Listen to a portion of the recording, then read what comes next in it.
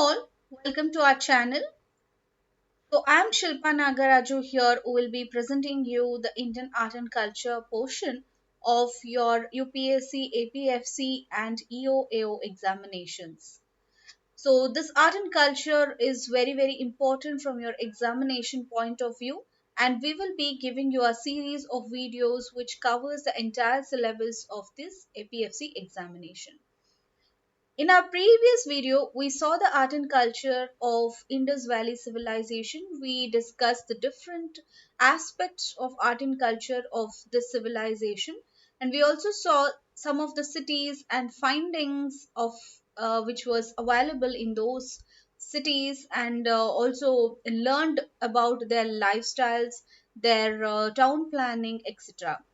To continue with today, we will deal with Mauryan art and culture. Before that, let me say a few words about me. I'm Shilpa Nagaraju with 6 years teaching experience online and offline. I've completed my master's in public administration and pursuing PhD. I've given UPSC CSE interview and qualified UGC NET. I've also 6 years experience in the government sector. So let's start with today's class where we will be speaking about Mauryan art and architecture. This is the art which was produced during the period of the Mauryan Empire. The Mauryan Empire was the first empire to rule over most part of the Indian subcontinent. The period of this Mauryan Empire was between 322 and 185 before Common Era. It represented an important transition in Indian art from the use of wood to stone. It was a royal art patronized by Mauryan kings, especially Ashoka the Great. Pillars, stupas, caves are the most prominent survivals of this period. So, the most significant remains of the monumental Mauryan art includes the remains of the royal palace and the city of Pataliputra. A monolithic rail at Sarnath. The image I've provided you in the right side is the monolithic rail at Sarnath. The Bodhi Mandala or the altar resting on the four pillars at the Bodh Gaya. The rock cut Chaitya halls in the Barabar caves near Gaya. The front half of the representation of an elephant carved out in the round from a live rock at Dauli is an excellent example of Mauryan art and architecture. We can simply say the Mauryan art and architecture was greatly influenced by the Greek and Persian art. Since they were in constant touch with the Greek and the Persians, and we also had the ambassadors and marital relations between the Mauryan kings and the Greek ambassadors and the kings and the queens. So we have definitely a great influence of Greek and Persian in the Indian art and architecture, especially during the Mauryan time. Palaces remains which is seen as I told you here in the city of Pataliputra. This image is the remains of the palaces which is seen in Pataliputra. It reflects the grandeur of the empire. These palaces were inspired by Achaemenid palaces. We see only the few parts of the remains of the palaces because wood was used as the principal building material.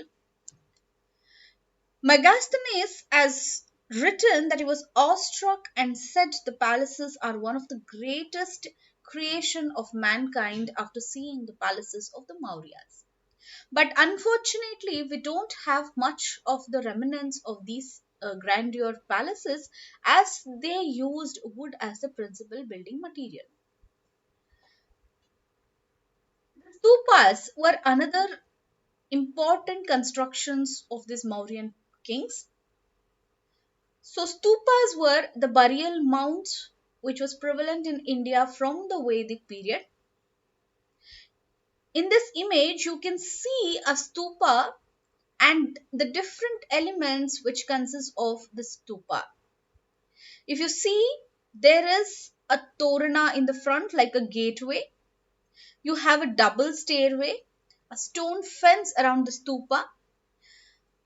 You have the toranas, the east toranas and the west toranas. Around the stupa, you have a walkway or the ambulatory passageway. You have a dome-like structure. On that, you have the harmika, the yasti, and the chatras. So these stupas consisted of a cylindrical drum with a circular anda. You can see the circular anda there. And on that, a harmika and the chatra on the top. This handa of the stupa is the hemispherical mound symbolic of the mound of dirt used to cover the Buddha's remains. The harmika is a square railing on the top of the mound. Chatra is the central pillar supporting a triple umbrella form. So this is briefly about the stupas, which was seen constructed during the time of Ashoka the Great mainly.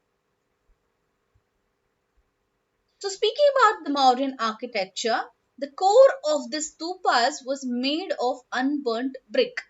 But if you consider the Indus Valley civilization and the Mauryan architecture, there in the Indus Valley civilization, we found the usage of burnt bricks, but here we have the usage of burnt as well as unburnt bricks. The core of the stupa was made of unburnt bricks, while the outer surface of the stupa was made by burnt bricks. Then they were covered with a thick layer of plaster and mehdi. Mehdi is a material. The torans, the image as shown in the right side is a toran. It was decorated with wooden sculptures. You can see on the torans there are different sculptures carved. Right? They were also decorated with wooden sculptures. The Sanchi Stupa, which we saw here, this is the Sanchi Stupa. If you see here, you can make out the anda. You can see the circumambulatory passage. You can see the stone fence and also a torana which is fully decorated by the wooden carvings. Right? So here the Sanchi Stupa is in Madhya Pradesh and is an excellent example of the Mauryan art and architecture, though there has been a lot of additions and deletions post the Mauryan construction. It is the most famous of the Ashokan stupas. Piprawa stupa in Uttar Pradesh is the oldest one. In the early stages, Buddha was represented through symbols that represented the different events of Buddha's life, like the footprints of Buddha, lotus thrones, chakras, stupas were used in the stupas to depict Buddha. Please remember, during the time of Chandragupta Maurya, we had the Vedic culture and Chandragupta Maurya embraced Jainism. After that, we had Bimbisara. He was following the Ajivika cult. And we add the next Ashoka the Great following the Buddhism religion. So you have the culture and architecture having the influence of Vedic culture as well as Jainism and Buddhism, Ajivika cult in the art and architecture and culture of this Mauryan period. So in the stupas mainly constructed during the Ashokan period have greatly the influence of Buddhism. That's why we have the sculptures and the stupas representing Buddha in different forms. We later had Jataka stories. The Jataka stories are the stories which are associated with the previous birth of Buddha, are portrayed on the railings and torrents of the stupas being constructed. We also see rock cut architecture during this period of Mauryas, mainly patronized by Ashoka. The excellent example of rock cut architecture is seen in Dauli of Odisha, wherein you see the elephant being carved out of the live stone. It shows modeling in round with linear rhythm. It also as an Ashokan edict. Under the cave architecture, you have, and here also you have the rock cut architecture. That's why I included under the rock cut architecture. So here we see the Lomas Rishi caves, which is a rock cut cave at Barabar Hills near Gaya. The first image on the top is the rock cut elephant at Odisha. The lower image is the Lomas Rishi cave. It is located at the Barabar Hills near Gaya. The cave entrance, as you see in the picture, is decorated with a semicircle chaitya arch. An elephant is carved in high relief on the chaitya. The interior hall of the cave is rectangular. It also has a circular chamber at the back. Ashoka patronized this cave for the Ajivika sect. Please remember what I told you. The Chandragupta Maurya period saw the Vedic culture as well as the Jain culture, as he later in his life embraced Jainism, and his son Bindusara, he followed the Ajivika sect, and his son Ashoka also patronized Ajivika sect of his father's faith, and also he constructed architecture and patronized sculptures of Buddhism. So here in this Romas Rishi cave, you can see Ashoka patronizing the cave for the Ajivika sect. So let's see the phases of Maurya's art and architecture. So, the writing in 1923 by Ananda Kumar Swami has argued that the Mauryan art has three main phases. The first phase is found in some instances of the representation of the Vedic deities. The most significant examples are the reliefs of Surya and Indra at the Baja caves. However, the art of the Baja caves is now generally dated later than the Mauryan period to 2nd and 1st century BC, but still we consider as an example of the Mauryan first phase architecture. The second phase was the court art of Ashoka, typically found in the monolithic columns on which his edicts are inscribed. And the third phase was the beginning of the brick and stone architecture. As in the case of the original stupa at Sanchi, the small monolithic rail at Sanchi, and the Lomas Rishi caves and the Barabar caves, with its ornamented facade reproducing the forms of the wooden structure. Most scholars agree that the Mauryan art was influenced by the Greek and Persian art, especially in the imperial sculpture and architecture. The political and cultural contacts between the Greek and Persian cultures and India were intensive, and it ran for a long period of time, encouraging the propagation of their advances in the area of sculpture. So if you see here, I've given you a map of how the Mauryan art advanced and what it consists of. It consists of two art, that is the court art, which was the initiative of the court; popular art, which was the individual initiative. Under the court art, you have the palaces, pillars, and stupas being sponsored by the kings and the queens, etc. While the popular art was patterned by the local governors and the rich individuals for construction of caves, pottery, and sculptures. So let's see the sculptural advancement in the Mauryan period.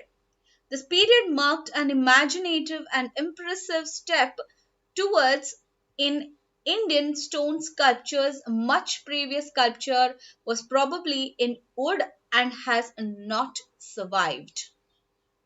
The elaborately carved animal capital surviving on from some pillars of Ashoka are the best known works, and among the finest above all is the lion capital of Ashoka from Sarnath, that is now the national emblem of India, which is seen in the top image.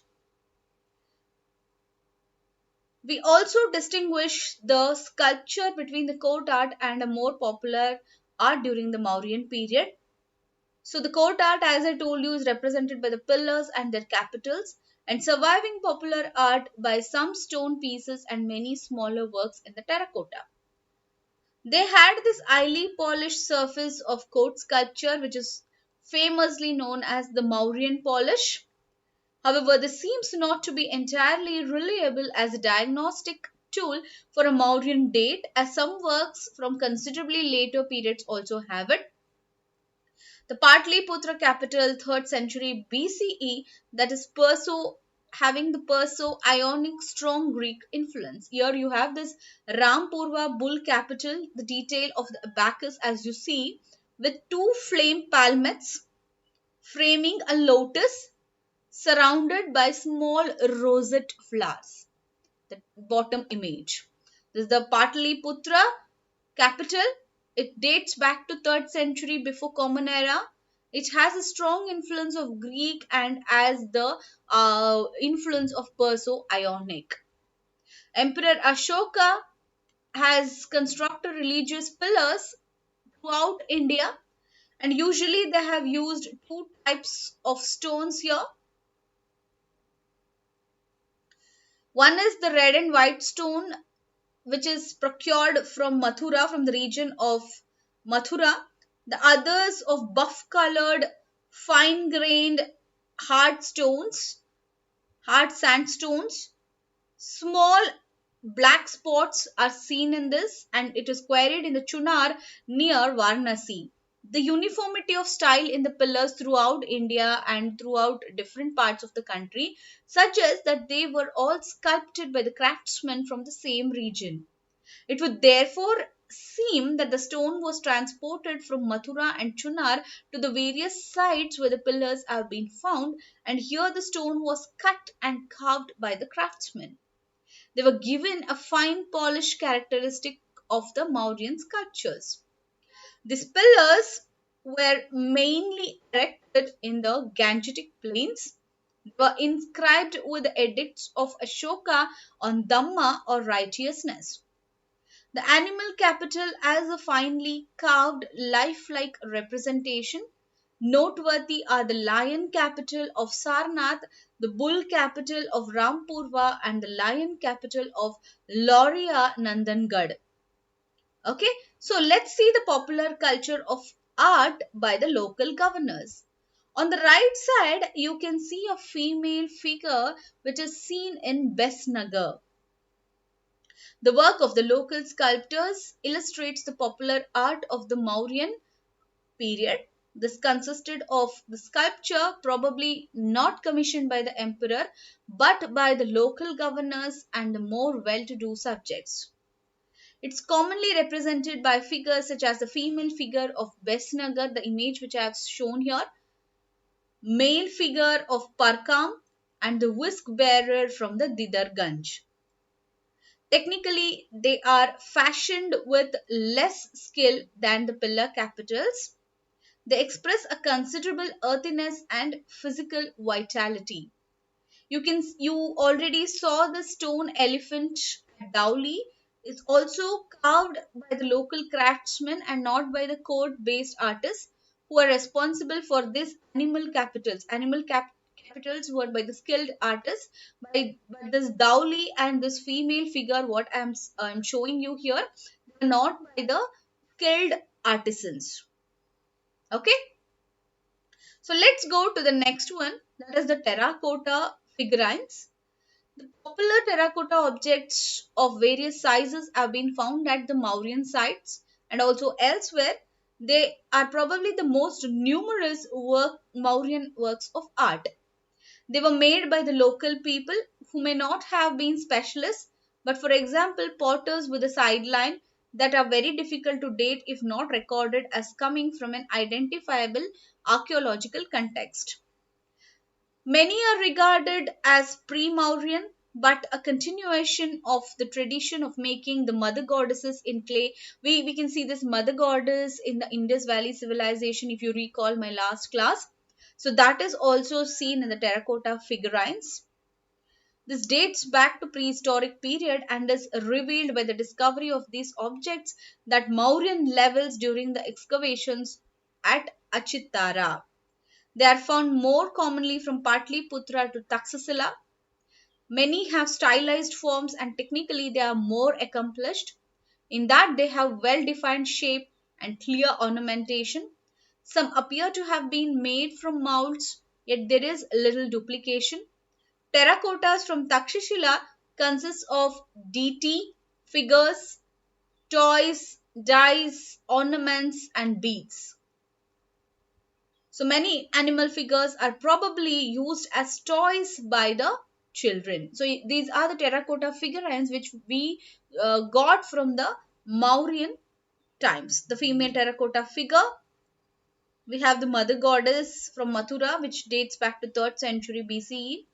Elephant from Mathura also dates back to 3rd century BCE. A monkey terracotta figurine also from Mathura, 3rd to 2nd century BCE. So a unique form of art was found in the Mauryan times, that is the ring stones. Here I have given you a picture of a ring stone with 4 goddesses and 4 date palms. They are the distinctive type of artifact and miniature sculpture made in India during the approximate period of the Mauryan Empire and following the Shunga Empire. They are usually dated to 3rd and 2nd century before Common Era. They are shaped like a donut but with straighter sides and flat and plain on the bottom. They are in stone with the top side wide, very finely carved in relief, with several circular zones of decoration running around the hole in the center.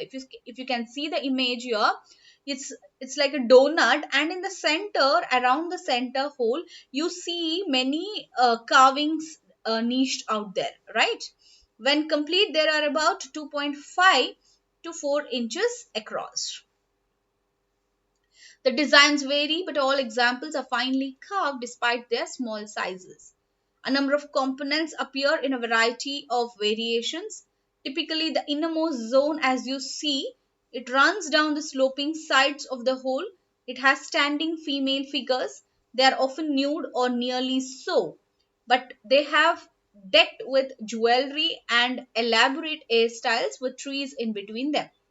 So these may be called the goddesses or the mother goddesses, and the trees apparently of various species as a tree of life, but these interpretations are not universally accepted. See, history is there is lot of arguments in the historical facts, so we should see the what is there in the NCRT or the official documents, and then we have to come to the conclusion, right? So it may not be universally accepted, and there are debates also going on. The purpose and any practical function remains unclear and enigmatic.